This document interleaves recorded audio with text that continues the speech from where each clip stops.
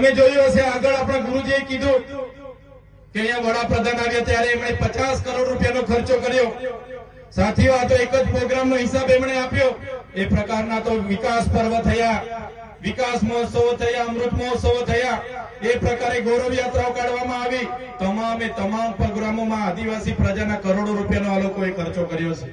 મેં હિસાબ માંગ્યો કે ભાઈ 10 કરોડનો મંડપ તમે ક્યાંથી લાવ્યા હતા, 2 કરોડનું તમે ડોમ ક્યાંથી લાવ્યા હતા, 5 કરોડનું તમે સ્ટેજ ક્યાંથી બનાવ્યું, તો એનો હિસાબ આપો। તમે 2 કરોડના સમોસા ખાઈ ગયા એનો હિસાબ આપો।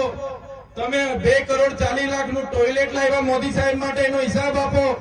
તમે ડીઝલ ભરાયું 2 કરોડનો હિસાબ આપો। તમે 2 કરોડની ચા પીધી હિસાબ આપો। તમે 1 કરોડના ફૂલ ગુસ્સા લાવ્યા હિસાબ આપો। તમે 10 કરોડના હોટલના બિલો મૂક્યા હિસાબ આપો। ત્યારે ભાજપ અને કોંગ્રેસના નેતાઓના પેટમાં તેલ રેડાયું અને ખાસ અહીંના સાંસદે કીધું કે આ હિસાબ માંગીને 75 લાખ રૂપિયા માંગે છે। તમે વિચાર કરો, આ ચૈતરભાઈ 75 લાખ રૂપિયા કોઈના પર લે તો આ ભાજપ મને છોડે? ભાજપ મને છોડે? એક પાણીના ગ્લાસ માટે મને 80 દિવસ સુધી જેલમાં રાખ્યો તો 75 લાખ રૂપિયા તો ઠેલો ભરાઈ જાય કે ના ભરાઈ જાય? એના માટે મને છોડે કોઈ ના છોડે। પણ આ મોદીજીના કાર્યક્રમમાં કરોડો રૂપિયાનો હિસાબ આપવો પડે, એના માટે એમની ભાજપના નેતાઓએ એમના કોન્ટ્રાક્ટરો સાથે કરેલો કૌભાંડ બહાર આવે, એના માટે આ લોકો બોખલાઈ ગયા છે। કેમ કે આગળ મેં મનરેગાનું કૌભાંડ અહીંયા જાહેર કર્યું તો ખબર છે ને બધાને? એમાં ભાજપના મંત્રી, કોંગ્રેસના ગુજરાતના ઉપાધ્યક્ષ, એ લોકો પર ફરિયાદ થઈ છે, આજે જેલોમાં છે। મંત્રીના પુત્ર આજે જેલોમાં છે। નળ સે જલ કૌભાંડમાં પણ ભાજપ અને કોંગ્રેસે કૌભાંડ કર્યું।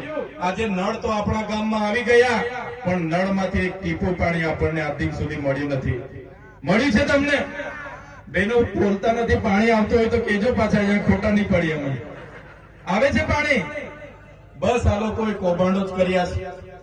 ત્યારે આજે આ મંચ પરથી અમે તમને કહેવા માટે આવ્યા છે, બંધારણીય અધિકારોની વાત હોય, આપણા વિકાસની વાત હોય, આપણા બાળકોના શિક્ષણની વાત હોય, આ સરકારને એમાં જરા પણ રસ નથી। સરકારને તો પ્રજાના પૈસે તાઇફા કરવામાં રસ છે। આજે લોકો દિવાળીઓ કરી ફરે છે ને, એ દિવાળીઓ એમના કમલમના પૈસેથી નહીં, એમના સાંસદના પૈસેથી નહીં, એ બધી દિવાળીઓ તમારા જેવા લોકોના ટેક્સના પૈસેથી આ લોકો કરે છે। એટલે આવનારા દિવસોમાં એ લોકોને સત્તાથી દૂર કરી દેવું પડશે। આપણે તૈયાર છો બધા? તૈયાર છો બધા? ત્યારે સાથીઓ, આજે મનરેગા યોજનામાં આપણને રોજગારી 1 વર્ષથી આ ભાજપની સરકારે બંધ કરી દીધી છે। કેમ કે મનરેગામાં એ લોકોએ ખૂબ મોટા કૌભાંડો કર્યા। હવે મનરેગાનું નામ બદલવાની તાલમીલ ચાલે છે। સમાચારમાં તમે જોતા હશો કે ભાઈ મનરેગાનું નામ બદલીને અમે જી રામજી કર્યું। એ લોકોએ શું નામ કર્યું? જી રામજી। ભગવાન રામનો ઉપયોગ કર્યો। ભાઈ ભગવાન રામજી તો અમારા બધાના હૈયામાં વસે છે। એ બધા અમારા વડીલો કહેતા હતા, અમારા સંતો મંતો કહે છે ભગવાન રામ આપણે હૈયામાં વસે છે। આ ભાજપની સરકારે ભગવાન રામનો ઉપયોગ પણ ભ્રષ્ટાચાર ઢાંકવા માટે કર્યો છે। ત્યારે આ ભાજપની સરકારને અમે કહેવા માંગીએ છીએ, તમે નામ બદલવાથી તમારા કૌભાંડો છુપાઈ જવાના નથી। તમારા ભ્રષ્ટાચારી નેતાઓને આવનારા દિવસોમાં અમે ઘર ભેગા કરી દેવાના છે। ઘર ભેગા કરી દેવું પડશે। આ વિસ્તારમાં જંગલ ખાતાના અધિકારીઓ પણ આપણા લોકોને ખૂબ હેરાન કરે છે। અહીંયા દીપડાઓ બહારથી લાવીને છોડી દેવામાં આવ્યા છે। આપણી દીકરીઓ પર હુમલા થાય છે, બહેનો પર હુમલા થાય છે।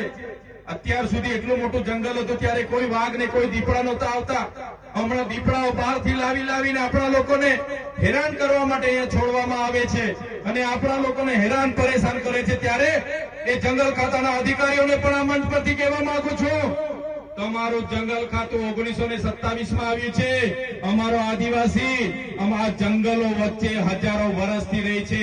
અમારા આદિવાસીઓને હેરાન કરવાનું બંધ કરી દેજો, નહીં તો જે દિવસે અમે આ રસ્તા પર ઉતરીશું ને તે દિવસે તમારા જંગલ ખાતા પણ અહીંયા નજરે પડવાના નથી।